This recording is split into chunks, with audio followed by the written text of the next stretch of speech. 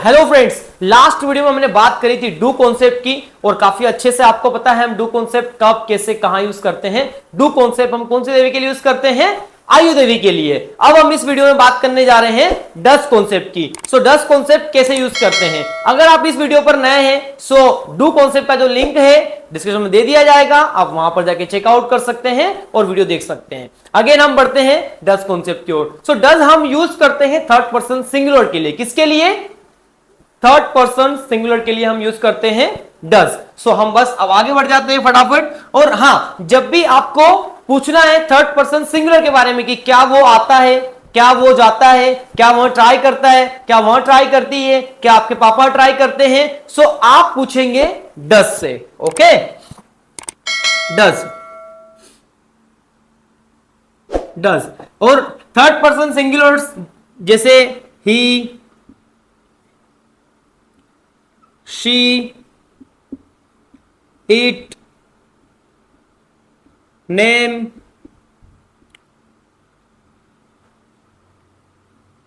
your, my, his and her. Okay, so he, she, it, name, your, my, his, her and action का first form to ask question. जब भी आपको पूछना है कि क्या वह आता है तो आप पूछेंगे डज ही कम, और क्या वह आती है डज शी कम। और क्या, अब जैसे इट हम कहां यूज करते हैं? इट किसी भी नॉन लिविंग थिंग के साथ में हम I mean non living thing. अब जब भी आपको किसी वस्तु का नाम पता नहीं हो, जब भी आपको किसी वस्तु का नाम पता नहीं हो सो आप उसके लिए इट यूज कर ले नॉर्मल। मैं जैसे मैं बोलता हूं ये मार्कर, इसका नाम मुझे पता नहीं है तो मैं क्या बोलूंगा? इट। कि क्या ये काम करता है? Does it work. क्या बोलेंगे? Does it work. ओके, और नाम आ गया तो सिंपली आप नाम लगा देंगे। क्या राहुल आता है? डज राहुल कम। और your, my, his, her. Your का मतलब तुम्हारा, माई का मतलब मेरा, हिज का मतलब उसका और हर का मतलब उसका। बट हिज हम यूज करते हैं मेल के लिए और हर हम यूज करते हैं फीमेल के लिए। सो क्या तुम्हारे पापा आते हैं? डज योर फादर कम। क्या मेरे पापा आते हैं? डज माई फादर कम। क्या उसके पापा आते हैं? डज हिज फादर कम। और फीमेल के लिए तो does her father come. Okay, अब जब इसको आपका आंसर देना है सो ये सभी देखिए थर्ड पर्सन सिंगुलर में काउंट किए जाते हैं। सो यहां पर अब मैं ये सेम तो नहीं लिखने वाला हूं, मैं बस थर्ड पर्सन सिंगुलर लिख दूंगा, आप समझ जाएं कि ये सभी यहां पर लिखे हुए हैं। ओके,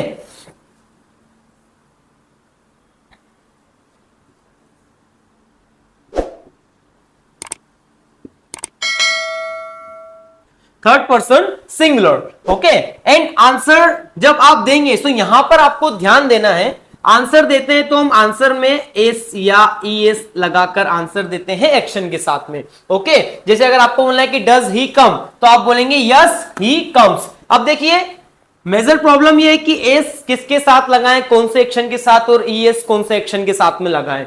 सो जब भी किसी एक्शन की ending S H, C H, S S और ओ एक्स के साथ होती है तो आप वहां पर लगाएंगे ई एस। और जब भी किसी एक्शन की एंडिंग इनके साथ नहीं हो तो वहां पर आप एस लगा देना, कोई प्रॉब्लम नहीं है। Okay, yes. सो जैसे अब हम इसका लाइव एग्जांपल लेते हैं। जैसे वॉश होता है तो वॉश की एंडिंग किससे हो रही है? एस एच से। और रूल क्या है? जब भी किसी एक्शन की एंडिंग होती है एस एच से या सी एच से, एस एस से, ओ एक्स से, तो उसमें हम क्या लगाते हैं? ईएस। ओके, सो अगर मैंने बोला कि क्या वह वॉश करता है, डज ही वॉश हो जाएगा और आंसर देंगे तो यस ही वॉशेस। ओके, वैसे ही टीच होता है पढ़ाना, टीईएच होता है, right. So does he teach? Yes he teaches. समझ में आ गया होगा। वैसे ही होता है गो। अब गो देखिए दोस्तों, होता है गो मतलब जाना। सो क्या वह जाता है? सो डज ही गो। और क्या तुम्हारे पापा जाते हैं? Does your father go. So answer देंगे तो यस माय फादर गोज, क्योंकि इसकी एंडिंग किससे हो रही है? ओ से। तो यहां पर हम क्या लगाएंगे? ईएस। और नॉर्मल एस आप किसी भी एक्शन के साथ में लगा दे जिसकी ending S S, C H, S S और ओ के साथ में नहीं होती है। जैसे does he come? Yes he comes. अब कम की एंडिंग किससे होती है? ई से। अब यहां पर देखिए आप ई नहीं आ रहा है सो नॉर्मल आप लगा देंगे ओनली एस। ओके, अब नेगेटिव अगर आपको आंसर देना है then again third person singular, third person singular and does not, does not action का फर्स्ट फॉर्म। ओके, मैं कि वो नहीं आता है, सो क्या हो जाएगा, वह नहीं आता है तो मेल है, सो ही डज नॉट कम। मैं कि वो नहीं आती है, शी डज नॉट कम। तुम्हारे पापा नहीं आते हैं, your father does not come. मेरे पापा नहीं आते हैं, my father does not come. Okay, और वो नहीं आती है तो शी होती है, शी डज नॉट कम। अब देखिए दोस्तों, सबसे मेजर प्रॉब्लम जो है, मैसिव प्रॉब्लम जो है लोगों का ये है कि सर एस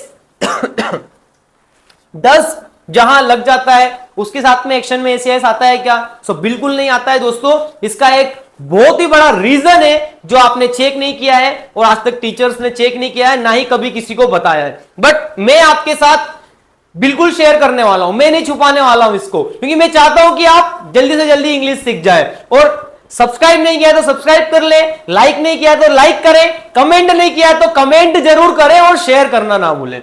ओके, सो देखिए मैं आपको बता दूं कि जब भी किसी सेंटेंस में डज लग जाता है सो उसके सेंटेंस में कभी भी एसीआईएस नहीं लगता है। देखिए ये डज है, यहां पर एक्शन में एसीआईएस नहीं आएगा, ये डज है, यहां पर एक्शन में एसीआईएस नहीं आएगा। क्यों नहीं आएगा? इसका भी एक रीजन है। अब जैसे मैं आपसे पूछता हूं कि गो का मतलब क्या होता है, तो आप बोलेंगे जाना। मैं आपसे पूछता हूं डू का मतलब क्या होता है? करना। ओके, करना ये एक एक्शन होता है दोस्तों, जैसे गो होता है वैसे ये एक एक्शन होता है। डू का मतलब करना, गो का मतलब जाना। ओके, सो ये एक्शन होता है, यहां पर एक्शन कोई सा भी आ जाए, go, come, talk, walk, learn, enjoy, search, कुछ भी आ सकता है। ओके, सो अगर मैं बोलूं क्या वह करता है, सो क्या बोलेंगे? Does he do. क्या बोलेंगे? Does he do. क्या बोलेंगे? Does he do. और क्या वह करती है? Does she do. सो क्या होता है कि ये एक एक्शन होता है। अब ऑलरेडी यहां पर डू जो है इसमें ऑलरेडी ईएस लगा हुआ है, सो इसलिए यहां पर एक्शन में एसीआईएस नहीं आएगा। और यहां पर क्या होता है, आंसर में एसीआईएस कहीं लगा हुआ नहीं होता है, इसलिए हम एक्शन में एसीआईएस लगाते हैं। समझ में आ गया होगा। वैसे ही देखो यहां पर फी डू एक्शन है, एसीआईएस लगा हुआ है, इसलिए यहां पर एक्शन में एसीआईएस नहीं आएगा। सो आज के बाद आप कंफ्यूजन में ना रहे, काफी अच्छे से मैंने आपको बता दिया है। Keep learning, keep watching, stay tune और वीडियो के एंड तक बने रहे, अन्यथा आप इंग्लिश नहीं सीख पाएंगे। और अगर एंड तक बने रहे सो गारंटी है आप बिल्कुल 100% इंग्लिश सीख जाएंगे। This is my guarantee. Okay, so keep learning, keep watching.